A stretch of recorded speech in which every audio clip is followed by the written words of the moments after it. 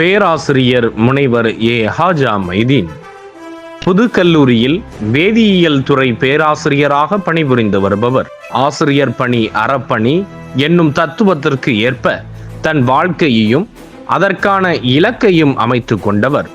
பணிபுரிகின்ற நேரத்தில் சேவை செய்வது என்பது அடிப்படை.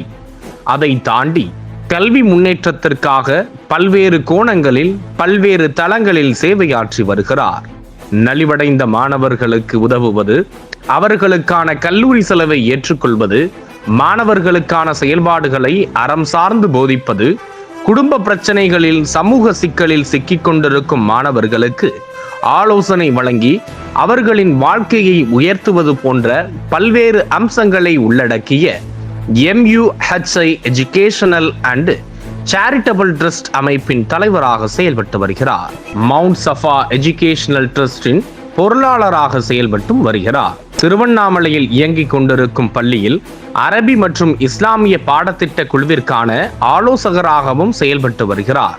MISK எஜுகேஷனல் அண்ட் வெல்ஃபேர் ட்ரஸ்டின் செயற்குழு உறுப்பினராகவும் செயல்பட்டு வருகிறார். மாணவர்களுக்கு மோட்டிவேஷன் கிளாஸ் எடுப்பது, நீட் தேர்வுக்கு பயிற்சி அளிப்பது போன்ற பல்வேறு தளங்களில் கல்வி பணியாற்றி கொண்டிருக்கும் பேராசிரியர் முனைவர் ஏ ஹாஜா மைதீன் அவர்களை மனமகிழ்வோடு பாராட்டி வாழ்த்தி அவர்களின் சேவை இன்னும் தொடர துவா செய்வதோடு அவர்களுக்கு